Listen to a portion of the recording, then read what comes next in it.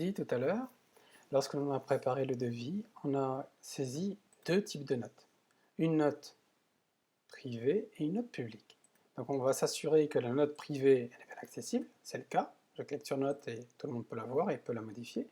Mais pour ce qui est de la note publique, elle n'est accessible que à travers le devis. Ça veut dire qu'ici on ne verra pas de note privée sur le devis. Sur le devis, le client n'est censé voir que les notes publiques. Voilà. Donc maintenant, on va transformer cette proposition en commande. Comme vous pouvez le voir ici, la commande reprend tous les paramètres qui ont été saisis lors du devis. Donc là aussi, gain de temps extraordinaire. Donc on va créer le devis, la commande brouillon. Et s'il y a des choses à corriger, à ajouter ou à mettre à jour, on le fait. On peut générer ici un modèle de PDF pour voir à quoi va ressembler le banc de commande. Ceci peut être un banc de commande en interne, hein, ce n'est pas un banc de commande qu'on envoie nécessairement au client. Mais une fois qu'il est généré en interne, ça permet de structurer les processus internes de sa société et donc de mieux réguler les flux, d'avoir des notifications sur transformation d'un devis en commande, sur un déstockage à partir de la commande, etc. Donc c'est quand même une pièce importante de la commande, même si vous n'allez pas l'utiliser nécessairement. Une fois que la commande a été validée, on a la possibilité de soit la classer livrée, soit de créer une facture. Moi, ce qui m'intéresse, c'est de créer une facture pour la démonstration. Donc regardez comment, là encore, on va avoir beaucoup de facilité à créer une facture. Généralement, lors d'un déploiement d'Olibar, on choisit une personne qui est censée facturer, un supérieur hiérarchique. Ce n'est pas n'importe qui est censé facturer. Et là, donc on précise la date de la facture, les conditions de règlement, le compte bancaire qui va être crédité. Alors c'est soit de l'espèce ou chèque avec une caisse, soit un virement bancaire vers un compte bancaire. Moi je préfère cette configuration-là pour l'exemple. Là aussi on peut rajouter des notes privées ou publiques et on va créer notre facture proforma. Alors dans cette facture proforma, on voit qu'on peut éditer toutes les informations avant de valider la facture. Si je veux générer une proforma, généralement on fait un réglage dans les paramètres système pour pouvoir générer une facture proforma. Et ensuite, donc, dès que tout est validé, on peut valider la facture et on obtient la facture définitive. La facture définitive n'a pas la mention proforma dessus et de plus, elle obtient le numéro de série de la facture. Donc ça, c'est un numéro unique qui est incrémenté. Alors, plusieurs numéros de facture sont possibles et adaptables par rapport à votre système de facturation. Donc ça, c'est au démarrage d'un projet OpenSea que vous nous précisez comment vous facturez, quelle est la rotation, est-ce que c'est chaque mois, est-ce que c'est chaque année, est-ce que c'est par projet, etc., etc. Une fois que la facture a été générée, vous pouvez l'envoyer au client, soit au client lui-même, à son directeur, soit à son responsable financier. S'il est responsable financier dans la base de données, vous pouvez alors le choisir dans la liste ci-bas et demander un accusé de réception, etc. Et à ce moment-là, on aura, encore une fois, la mention sur les événements de la facture, la mention envoyé par, validé par, etc. Une fois que la facture a été réglée, on saisit le règlement. Alors là, ça, c'est le profil de l'administrateur financier ou du comptable de votre société qui saisit cette information. Donc lui seul a accès à ce module facturation. Et à ce moment-là, il saisit la date à laquelle il y a eu le paiement.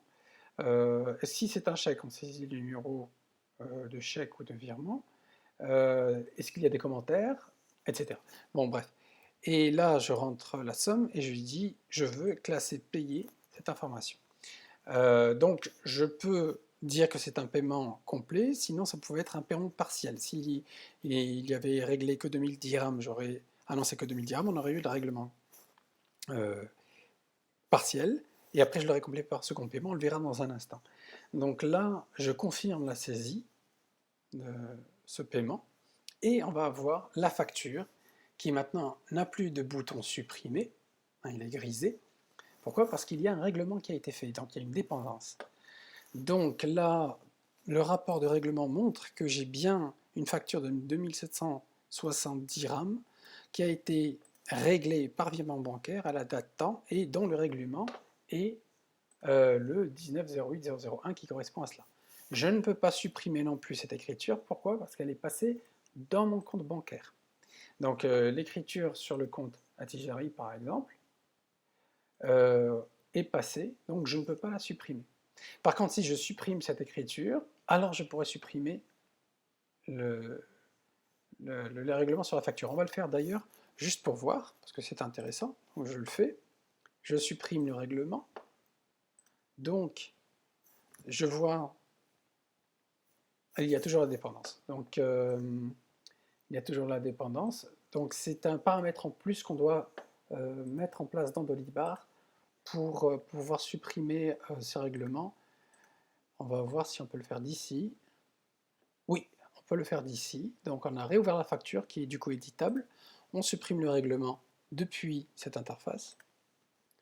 Du coup, ça me permet soit de supprimer la facture, qui est ouverte ainsi en édition, soit de recommencer la saisie du règlement pour dire qu'en fait je me suis trompé, le client n'a donné que 2000 dirhams,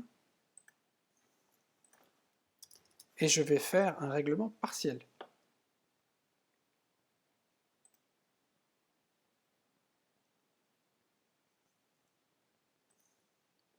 Et là, qu'est-ce qui arrive à ma facture?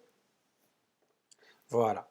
C'est ça que je voulais vous montrer. Donc on a transformé le paiement. Donc le scénario était que le client avait promis un paiement. Finalement, il n'a fait qu'un paiement partiel. J'ai dû corriger ma facture et corriger le règlement. Finalement, on me dit que le reste à payer est de 760 dirhams. Et donc j'ai toujours l'option de saisir un règlement complémentaire. Ça, c'est la partie que je vais vous montrer. Mais une autre partie qui est très intéressante, c'est d'aller dans Banque. Non, pardon, pas Banque, c'était Facturation, dans la liste des factures, et ça, c'est l'outil stratégique que je voulais vous montrer pour le suivi des règlements. Alors, vous avez le règlement en question, alors on va mettre le total, montant TTC. On a un règlement total de 2760 qui aurait dû être réglé, mais il manque de l'argent. Donc, j'ai un statut de facture commencé, mais pas totalement payé.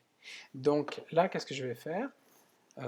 Grâce à ce formulaire, je sais que je dois recontacter le client, lui redemander un règlement. Une fois que je reçois le règlement complémentaire, je le saisis. Et je saisis donc 760 dirhams. Et là, regardez ce qui va se passer. La facture va se mettre à jour. Donc, je n'ai plus de restant à payer, je suis au vert. C'est parfait. Je n'ai plus donc de saisie de règlement. Et en même temps, ma liste s'est mise à jour. Au lieu de commencer, j'ai payé. C'est bon. Donc, regardez la puissance de Dolibar et sa simplicité pour facturer X clients, faire un devis à X clients et convertir ce devis en commande, puis en facture, puis après de faire le suivi efficient, très efficace de la facturation, même si on a été payé partiellement ou si on a eu un schéma de paiement complexe avec plusieurs chèques, plusieurs virements, dont des paiements par caisse. Voilà.